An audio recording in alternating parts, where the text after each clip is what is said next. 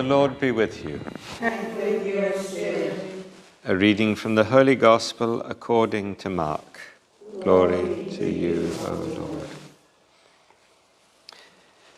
At that time, Jesus and his disciples went on from the mountain and passed through Galilee, and he would have no one know of it, for he was teaching his disciples, saying to them, "The Son of Man will be delivered into the hands of men, and they will kill him. And when he is killed, after 3 days he will rise." But they did not understand the saying and were afraid to ask him. And when they came to Capernaum, and when he was in the house, he asked them, "What were you discussing on the way?" But they were silent. For on the way they had discussed with one another who was the greatest. And he sat down and called the 12, and he said to them, "If anyone would be first, he must be last of all and servant of all." And he took a child and put him in the midst of them. And taking him in his arms, he said to them, "Whoever receives one such child in my name receives me. And whoever receives me receives not me, but him who sent me." The Gospel of the Lord. Praise to you, Lord Jesus Christ.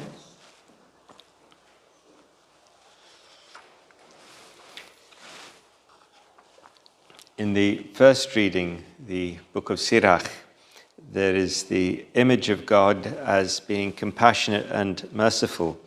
No one has ever called upon him and been overlooked.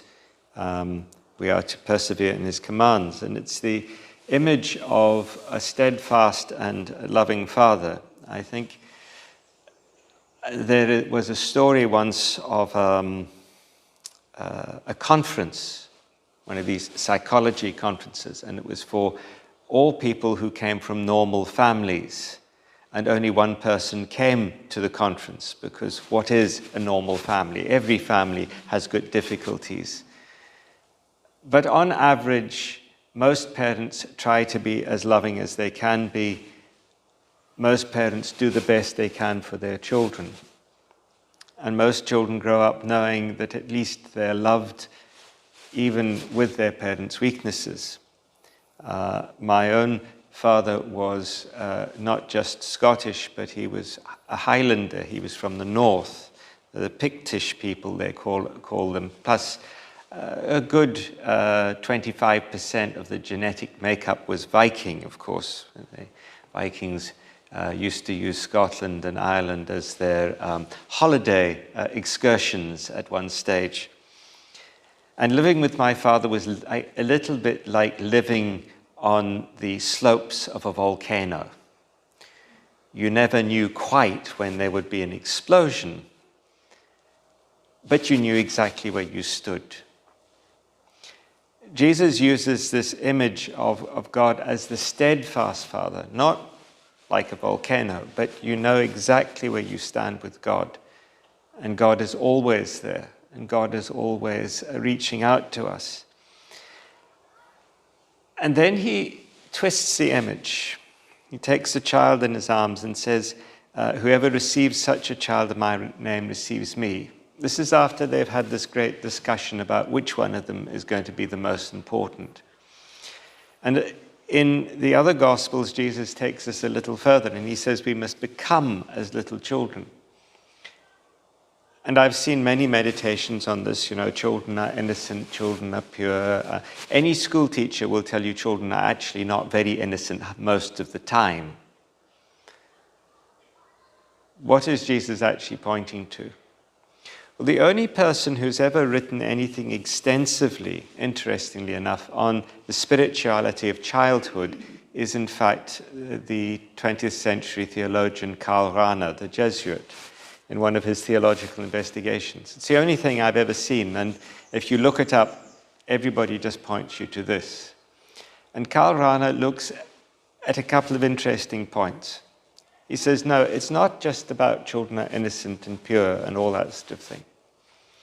He says, what is the essence of an ordinary child in an ordinary loving home, as best as an ordinary home can be? The first thing about a child is that they are prepared to trust the adults that are around them. They have learnt from experience that they can trust their parents. And a child can be, if it's a loving relationship and if it's a safe adult, a child can be completely prepared to put his or her life in the hands of an adult. Grab their hand and go trotting wherever the adult takes them. And we need to be like that with God. The second thing about children is they have absolute hope. Even when everything's gone wrong, they've got complete trust and complete hope, which can be very daunting for the adults around them. They've completely broken a toy.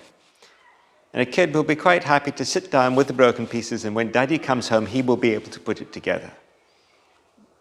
And we need to have that sort of hope in God. So it's this being able to trust and be able to put our lives completely in the hands of an adult, and in our case, completely put our lives in the hands of God. To have that complete hope that God is there for us and will put everything right, maybe not in ways that we expect. And then finally, to be comfortable to have your hands in the hands of an adult.